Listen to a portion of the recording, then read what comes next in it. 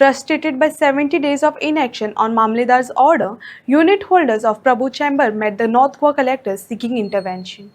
The collector assured them of hearing next week and promised swift resolution in the matter. कलेक्टराकडे आमी हेच सांगूंक आयिल्ले की ताका एक्चुअली कलेक्टराक जे ऑर्डर आसा PDJची प्रिंसिपल डिस्ट्रिक्ट जजाची जी ऑर्डर आसा त्या ऑर्डरीन क्लियरली बरयल्लें आसा की 30 डेजा भितर जी मॅटर आसा ती तुमी कित्याक ती पळया आनी जर दिसता की तो खरोच आसा डिफॉल्टर जाल्यार ताका परत कस्टडीन सोमतो धाडचो अशी ऑर्डर आशिल्ली. आनी आतां जवळ जवळ 70 दीस जाले अजून ते फुडें हियरींग आसा ते फुडेंच वचना.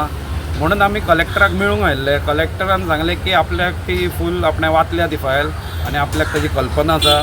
पूण फाटल्या फावट एक्चुअली जेन्ना डेट आशिल्ली तेन्ना आपल्याक चीफ सेक्रेटरीन आपयलो मिटिंगे खातीर म्हणून आपल्याक अर्जंट थंय वचचें पडलें. पूण आतां आपूण बेगीनूच ताका आपयता आनी कितें तो ताजो सोक्षमोक्ष लायता. कारण कलेक्टराकूय मान्य केल्ल्या कलेक्टरान ताकाय खबर आसा की कितें जालां आनी आमचे इतलीं वर्सां आमचे जे हाल अपेश्टा जाल्या ते ताकाय खबर आसा. पूण तो स्ट्रेट नांवां घेता.